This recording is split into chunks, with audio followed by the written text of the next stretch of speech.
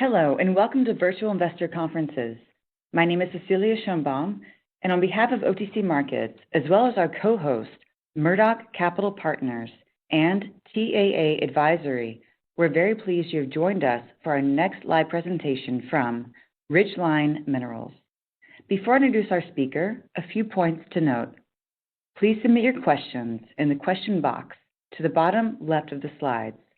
Once the Q&A session has ended, don't log out. You will automatically be transferred into the Ridgeline Minerals booth, where you can continue to ask questions via chat and access additional shareholder materials. On a final note, all of today's presentations will be recorded and available for 24/7 replay. At this point, I am very pleased to welcome Chad Peters, CEO, President, and Director of Ridgeline Minerals, which trades on the OTCQB venture market under the symbol RDGMF and on the TSXV under the symbol RDG. Welcome back, Chad. Yeah, thanks for having me, and appreciate you guys making room for Ridgeline to tell our story. Okay, so today I'm going to be actually doing a VRIFY presentation. So just a quick reminder to everyone, if you have any questions, please click on the little question mark down at the bottom of the screen, and I'll answer your questions at the end of the presentation. So I'm the President and CEO of Ridgeline Minerals, and we trade under the TSX Venture under RDG, OTCQB under RDGMF, and the Frankfurt Exchange under 0GC0. And today I'm going to walk you through all four of our projects. I have 30 minutes to work through them here. So I'm going to tell you why I think we're one of the more dynamic exploration companies in Nevada these days. So quick disclaimer slide. As you can see, I am a geologist, and you probably will hear some forward-looking statements today, but I will keep it to a minimum. So why invest in Ridgeline Minerals?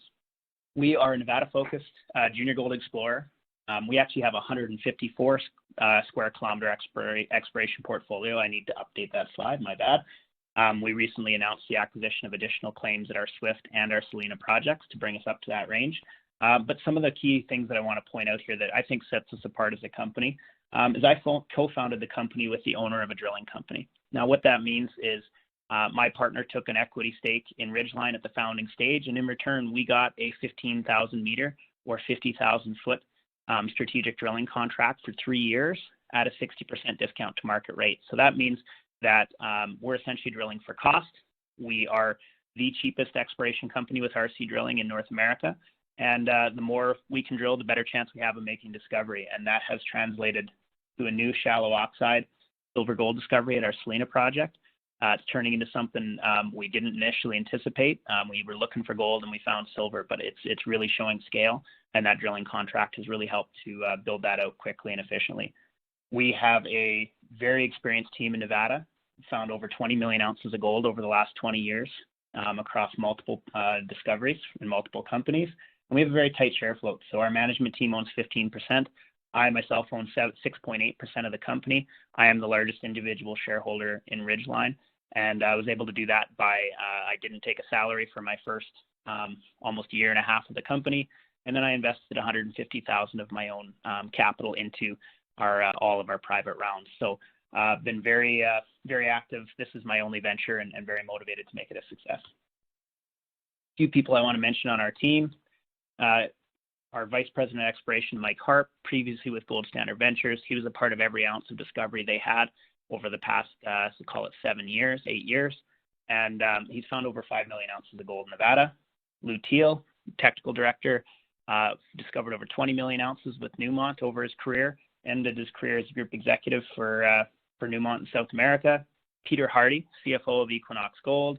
Mike Blady, mining entrepreneur out of BC. Great guy to have on our board. Jeff Chater, Mac Jackson, some great advisors, guys who've been there, done that, made discoveries, and then sold them to various companies. So really trying to build out a strong team as we grow Ridgeline. And our cap structure, I think, reflects that. So as of July 1st of 21, we had 5.5 million Canadian in the bank. We have a share float of 55.6 million shares non-diluted, as I mentioned.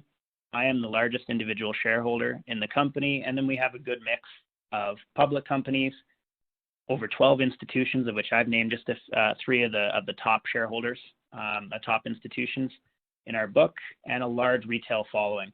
So I believe that we've kept our share structure tight. We've been able to raise over $14 million over the last 2 years to advance our projects and grow the company, and we still only have 70 million shares fully diluted. So I think continued success with the drill bit could translate into some pretty exciting share performance for the company in the coming months. So I'm going to get into our 4 projects. First, I'm going to walk through the Selena project. This is our new shallow oxide silver gold discovery that I previously mentioned, but it's kind of tailor-made for our drill contract. We're able to go in there, we can drill cheap, we can drill quick, and we've really been able to advance this project very quickly in the past 8 to 12 months. And that being said, we have our Swift, Bell Creek, and Carlin East projects. These are kind of the swing for the fences projects that are a nice balance to our discovery at Selena. So these are deeper targets. We're going after high-grade, refractory gold, and those are kind of the future. The main discoveries in Nevada that are being made right now of any significance, they're usually deeper, they're high-grade, they're underground type mining scenarios, and that's what we're going after at those 3 projects. But they are deep, they are expensive to drill, and they take time. So I think Selena is a really nice complement to that portfolio. We're going to go into Selena first. As I mentioned, we're now 154 square kilometers across our entire portfolio, of which Selena makes up just over 39 square kilometers. We just completed, a phase 4 drill program, which completed in June. We just announced our final results for that program on July 21st. And we've had up to our highlight drill hole in 2021, returned hole 25, returned 44 meters of 123 grams silver, 0.1 grams gold, 2% lead, and 0.6% zinc. So a very exciting drill hole for us. So first I'm going to walk you through just the general location here. Selena's right on the South Carlin Trend. It's a historic property package down near the currently producing Bald Mountain mine owned by Kinross, and the Alligator Ridge mine, which was previously mined in the 1990s and is owned by Kinross as well. We're right beside the Butte Valley Porphyry. The edge of the porphyry actually comes up to the edge of our property right about there. So very, very close to the edge of our property. We recently staked all this ground here, which brought us up to all available property and consolidated the land package. So looking at our 3D image here, here's the land package. As I mentioned, nice contiguous block of almost 40 square kilometers. When we first picked up this project, what really intrigued us is, look at some of these rock chips we had. We're talking, 260 grams silver, 6 grams gold, 1,500 grams silver, 5 grams gold. Over in this area here, we were rock chipping multi-gram gold and similar grade silver as well, and that was outcropping at surface along a major fault structure. So we focused on that first, and what we were able to notice, by the way, is this is all of these contours here. All of these contours, these bright colors, these show arsenic and soils anomalies. So we've done a soil grid across the entire project, and what you can do is you can use those soils anomalies to track the mineralization at surface. And as you can see, we get quite a nice little high in the arsenic right where we see those high-grade rock chips. You also get great highs there, all through here. So it really is great for tracking that mineralization. So the first step we did, we came in, we trenched across that fault zone, and we hit 38 meters of 51 grams silver and 0.7 grams gold in the spring of 2020. That was our phase 1 exploration program.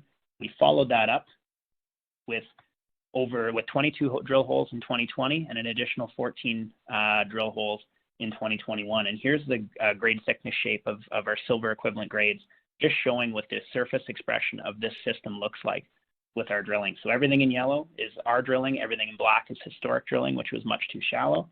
And what we're really noticing now is we're getting high-grade centers along these blue lines. These are fault zones. Those are the northwest feeder faults that are bleeding out along this system. And then where you get cross-cutting faults like this, you get really nice blowouts. So what we've been doing is we've been going along, drilling along these blowout zones, and we're hitting some pretty significant mineralization. I'm going to walk you through kind of what our model is showing us, because right here, we're starting to hit polymetallic, high-grade silver, lead, and zinc mineralization as we head and drill to the west. Now, that porphyry that I previously mentioned, it's sitting right on the edge of here. We believe that our mineralization at Selena is genetically related to that copper-gold porphyry system, and here's kind of what our zonation model looks like. So if you were to look Here's that same GT shape right here. There's the edge of the porphyry on the edge of our project. And we're starting to hit. I mean, you look at hole 25 right there. Like I mentioned, 44 meters of 123 grams silver, high-grade lead, high-grade decent zinc. And then we look at hole 24, which is to the south. They hit 10.7 meters of 194 silver, 0.3 grams gold, 2% lead, and 1.7% zinc. We're starting to see the silver, lead, zinc component of the system increase as we drill this way. The original discovery was essentially straight silver and gold, but we're seeing a transition of that mineralization to the west. It's changing. Here's why we think. So if we're going to look pretty much on a cross-section, a schematic cross-section looking to the northwest, here's what we believe the schematic model would look like. So this would be the Butte Valley Porphyry. And on the scale of this would be about a kilometer from here to here. Here's another kilometer there. We're seeing what we've found on the project to date is carbonate replacement mineralization like we drilled in hole 25 and 24. Our original trenches and 2020 drilling would fall into that sediment hosted part of the system, which is gold, silver, silver, gold. And we're kind of in the middle of this system as it's changing to the carbonate replacement as we drill towards the west. I'm going to show you some cross sections. Here's going back to that same plan view. This looks pretty messy right here, right? That's just our surface faults. Gets pretty busy. But these are our Jasperoids, which are essentially surface expression of the mineralized system. And you can see these Jasperoids are cropping out along high-grade mineralization. You can see it all the way along.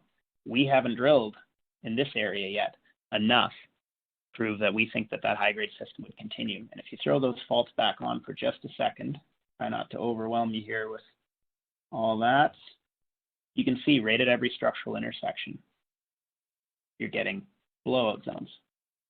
Blowout zone right there. We haven't tested here. We've done very minimal testing up through here as well. We think we can continue to grow this system both to the northwest and to the west towards that porphyry. So I'm going to show you some cross sections right here. We're going to start with a cross section looking directly to the northwest. And this is, we call it our discovery section. This is the original cross section that we drilled to make this when we announced the silver gold discovery. And you can see we got pretty consistent mineralization all the way starting at surface. There's where those trenches are, 38 meters of 0.7 gold, 50 grams silver. And we have over 1.3, almost 1.4 kilometers of continuous down dip strike of this system along the same favorable bed. We believe that there's great potential to continue testing out to the west and drill deeper and hit multiple zones in that brown unit. That's the Chainman Shale. We recently just announced a hit in there. I'll show you in a sec. But what we're going to do is we're going to continue to step about 200 meters to the south on every section. So we're stepping 200 meters south right now. Here's our holes 24 and 25, where we hit those high-grade polymetallic hits. As you can see, very consistent mineralization through here. We drilled a hole over almost 400 meters to the west, and we didn't get it quite deep enough. We only had 1,600 feet, or roughly, that'd be close to 400 meters, give or take, of rods on the drill rig at the time. We drilled it to the bottom of the hole. We were just starting to get into grade. We hit 56 meters of 2 grams silver equivalent. We would have liked to have gotten that hole down to right about there. We think that there's more offset along this fault than we predicted, and that system's a little bit deeper than we thought. So, but lots of potential to continue growing out to the west. We're going to step another 200 meters to the south now. Just want to show you guys the continuity that we're seeing in this system. And you can see another 200 meters south, we hit 44 meters of 75 grams per ton silver, 0.2 gold, 1% lead, and 0.3% zinc. We're still seeing that similar polymetallic system cropping out along the fault. We hit up to 108 meters of 7 grams silver and 0.1 grams gold. That's a lower grade intercept, but it's 108 meters thick. I mean, just to put things in perspective, the only other open pit silver mine in Nevada right now is the Core Rochester mine owned by Core Mining. Their average grade, silver equivalent grade, is 21 grams per ton silver equivalent. That's very low grade. What we just hit at 7 grams silver and 0.1 gold comes in right at about, I think, 15 grams per ton silver equivalent. We're almost 100 grams silver equivalent in the hole beside it. So we know we have grade. We're seeing the scale both to the north, south, and to the west. And what really got us interested with this most recent program is look at this cross section. So we drilled hole 27. We actually drilled it over 1.2 kilometers. We're now almost a kilometer south of the original discovery section, about 800 meters.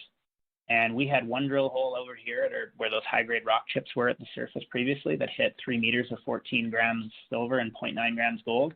And then 1.2 kilometers away, we drilled a hole and we hit 3 meters of 60 grams silver in the Chainman Shale, which is a brand new horizon we'd never drilled before. It's much shallower, as you can see as well. So there's potential to bring in shallow, high-grade mineralization. Obviously, we need to hit greater widths than that.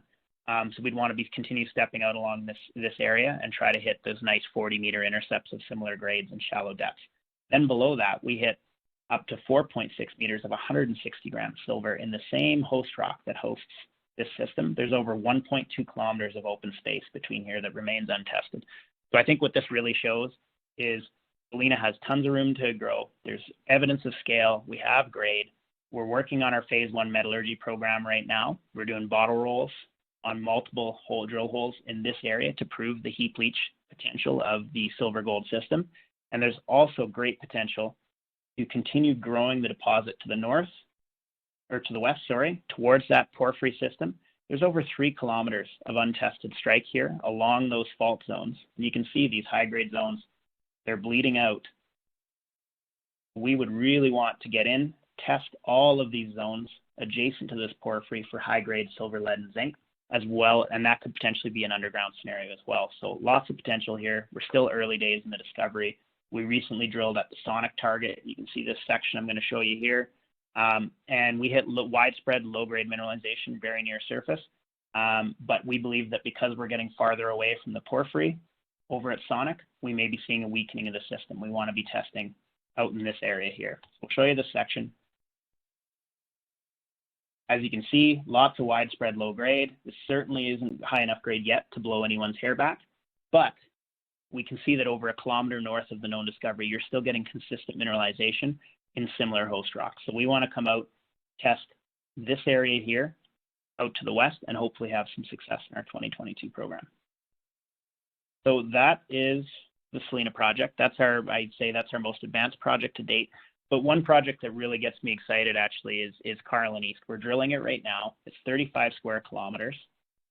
And it's right on the core. It's a core land package in the North Carlin Trend. So everything in yellow is our Carlin East project. Everything in Bell Creek in white is our Bell Creek project. We split them apart because Bell Creek's value would be tied directly to the Wren project on this side of the valley, whereas Carlin East has a lot of excitement coming from a new discovery called North Leeville that's been made by Barrick that is currently only about 2.5 kilometers from the edge of our property.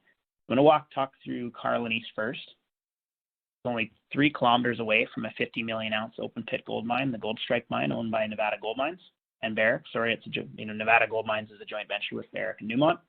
You have the Leeville mine directly on trend of our project, right along the Leeville corridor. And this new discovery that I mentioned is right here. Barrick announced this in Q2 of 2020 through Nevada Gold Mines, and they've hit up to 12 meters of 18 grams, 23 meters of 32 grams, 33 meters of 17 grams. I mean, these are incredible drill intercepts on trend of a known 15 million ounce high-grade gold mine. Those intercepts are hosted right along this fault zone. That same fault zone cuts right across our project into our crash zone target area, which we're now currently drilling. We know that the host rocks are of similar depth. This is a gravity survey. You can see that this nice white pinkish anomaly continues all the way through here. That represents shallower host rocks along the Leeville corridor between the Leeville mine, the North Leeville discovery, and our project. We've done magnetics, geophysics, which shows that you have 2 primary intrusive bodies on the North Carlin Trend. The first one is right here. The second one is buried deeper, and it cuts right across our project. You can start seeing the similarities between Leeville and Gold Strike and our project. So every time you get a fault zone intersecting right here with that intrusion, you get a big gold mine, 50 million ounces, 10 million ounces, 15 million ounces, and a new discovery at North Leeville right here. We're the only company to have ever drilled deep holes at Carlin East in the last 30 years. This is just a surface projection of that buried intrusive. And again, you can see right where this fault zone, right here, 4 corners, right where that intersects and breaks apart these intrusions, you have that new North Leeville discovery. Well, Barrick is now currently, you can see them from the edge of our property. They're drilling right in this area where I put a nice little X. They're only about 2 kilometers from the edge of the project. we're drilling right here. And we're going to be drilling 3 holes this year to test all the way along from crash zone all the way to the edge of the property. We'll drill 3 wide-spaced holes testing the edge of that property. Here's what it looks like in 3D. I'm going to show you a cross-section. This is our conceptual target. So we're sitting right about here right now, right at the top of the Rodeo Creek formation. And we're going to be coming in and drilling 3 more holes along strike and hopefully have some success. So that's Carlin East. I got to speed things up. I'm a little behind schedule here. So Bell Creek, 5 square kilometers. Main value of Bell Creek that I want to talk about is, as I mentioned, it's a 100% owned project in yellow. Everything outlined in red is owned by Nevada Gold Mines, and there's Ely Gold Royalties, now Gold Resource Corp, or Gold Royalty Corporation, has a royalty on that project that's valued at $41 million at a 7% discount. That encompasses more, that value of that royalty is worth more than our entire company combined, and we own 100% of the ground directly beside that project. So we feel there's a lot of potential here. We're watching what Barrick's drilling, doing what they're drilling directly adjacent to us. This is a picture of us out on the site, and we hope to start advancing this project in 2022. We have a surface access agreement signed with Barrick, which will allow us to more effectively target drilling on the project. So moving on to our last property, we have Swift, which is 50 square kilometers. Now this project is one of my favorites from a very early stage conceptual standpoint. It is directly on trend of over 50 million ounces of gold on the Cortez district of past production and current reserves. And you can see right here, you know, we've now expanded our land package to, got to update this, sorry. But we've expanded our land package to about 75 square kilometers now. It's a really nice contiguous block. We are only 7 kilometers northwest of a 20 million ounce gold mine at Pipeline. You can see here, you got these major fault systems. And what I really want to point out is when you drill, anytime you get a cross-cutting fault zone along this northwest fault zone, you end up with a 10 to 20 million ounce gold mine. And we are the next structural block northwest of Pipeline. We drilled 3 holes last year, which proved that we have the Wenban formation, which is the same host rock that hosts all of these gold mines to the south. We drilled these guys right here. Everything else is historic drilling. And we have our Fallen City target right there. And I'm going to show you what this looks like in 3D. Here's our cross section. So we came in, we drilled the Wenban formation right here. We did not hit significant high-grade intercepts. We hit 0.2 meters of 0.2 gold, 860 grams silver over narrow intercepts. We have a historic drill hole 2 kilometers to the west that hits 16 meters of 0.7 grams gold in the Wenban formation. This is the first time the Wenban has actually been identified on the project. It's a significant advancement for the project as it allows us to move forward, knowing that we have the same host rock that hosts these world-class gold mines just kilometers to the south. So we'll be advancing this project now that we've consolidated the land position. We'll be advancing it quite aggressively heading into 2020 and or 2022, sorry. And yeah, I think I'd like to think that we have a very dynamic young group that's really advancing these projects at a high pace. We have a new discovery at Salina. We have a very exciting, call it blue sky opportunity at Carlin East. I mean, it's one of those kind of drill holes where all it takes is one great drill hole only 2 kilometers away from a new discovery to really get people excited about the story. So lots of news flow all the way through October and November from Carlin East. We'll be advancing our Swift project with some more field work this fall, heading into drill programs in 2022. So I'd encourage anyone that wants to learn more about the company, please visit our website. Head to www.ridgelineminerals.com. We have VRIFY up there, and feel free to contact me at cpeters@ridgelineminerals.com with any questions. So I have about 5 minutes left, so if anyone has any questions, I'm happy to answer them. Okay, so I'm going to start with this question here. Lots of great projects. What are your key milestones to end of year? Kind of covered those a little bit, I guess. Our main, now that we've finished Salina, we've shown that it can continue to grow. We have a very exciting program at Carlin East that we hope will show that there's a new discovery directly adjacent to these massive gold mines on the Carlin Trend. That'll be starting, we'll have news flow starting in late September and continuing all the way to November. These are deep holes that take a long time to drill, but we're hoping they'll be worth the wait. So let me see here. Another question. Main takeaways from the recent drill results. I think my biggest takeaway from Salina is that this is a very large system. We continue to do up to 500 meter step outs. We're still hitting high grade silver, gold, lead, and zinc. Very near surface. It's oxide, and this thing can really grow quickly. So I'm excited about the potential to the west, particularly. I think there's potential to find a high grade CRD system in the 3 kilometers between the porphyry and our known discovery. And I think what we just hit this year is just tapping into the edges of that CRD system. Okay, next question. Are the diluted shares exempt from property ownership?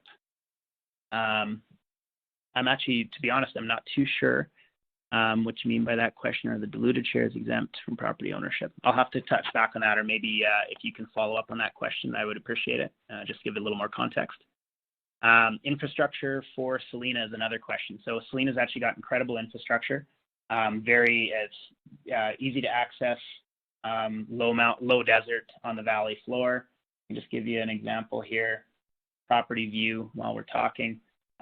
These are all road access here. Everything in white is all the little roads. We have great road access. There's a major county road that runs right here, just off the edge of the project. Lots of potential to advance this and bring in infrastructure and build a mine.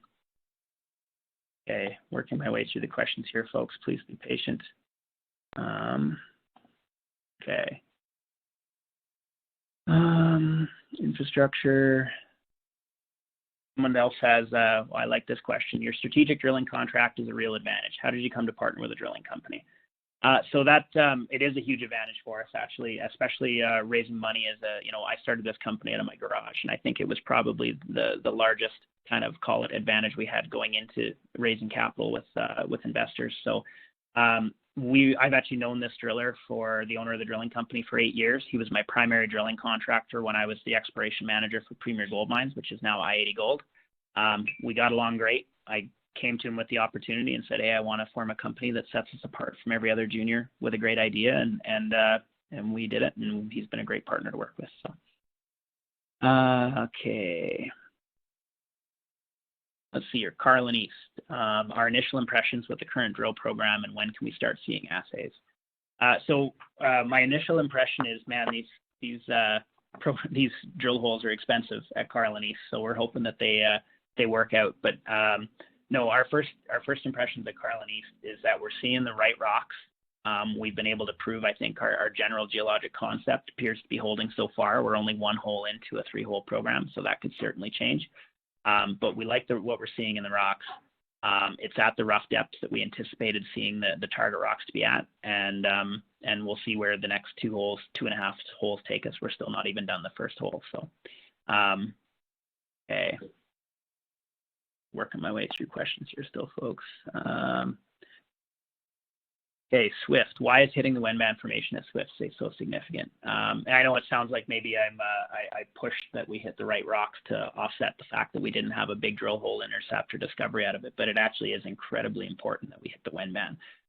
That project had been previously held by Placer Dome and Barrick for almost 30 years and had really no exploration done on it because those groups had written it off as unprospective, that the Wenban did not exist there and therefore didn't warrant drilling. We picked this project up, we reinterpret it as part of our whole systematic approach to exploration. We're a young group, and we really focus on just being data-driven and sticking to the science. And what we felt was there was still potential to find the Wenban. We drilled the first hole, we hit it at 400 meters, and it's a complete game changer for the project as far as prospectivity, which is why we staked an additional 25 square kilometers. Okay. Looking through questions. All right, I got time for one more, folks. So I am going to go with Bell Creek. So the question is you've stated in the past that you'd let Nevada Gold Mines do the work next door before doing any additional work at Bell Creek. What do you need to see from your neighbors to determine the right time? That is a good question, because you'd think being right beside the Ren deposit, which is a multi-million ounce high grade, why aren't we drilling it right now? And I think the reason is just like at Carlin East, these holes are expensive. And so we want to make sure that we're putting our best foot forward. And for example, we deferred our drill program at Carlin East in 2020 because we knew that Barrick was drilling and on to a discovery at North Leeville, and we wanted to know what those results looked like before we went and put drill holes into that. I think the same approach applies at Bell Creek. We know Barrick is active in the area, or Nevada Gold Mines, and we would like to continue to glean as much information from them as we can until we can, when we get maybe a great drill hole intercept off the edge of our property, that's kind of the kickoff for going and putting a drill hole over at Bell Creek. Okay, so I believe I have used up all of my time. So as I mentioned, I really appreciate any of you that tuned in. Please feel free to contact me directly at cpeters@ridgelineminerals.com, answer any of your questions, and yeah, thank you for your time.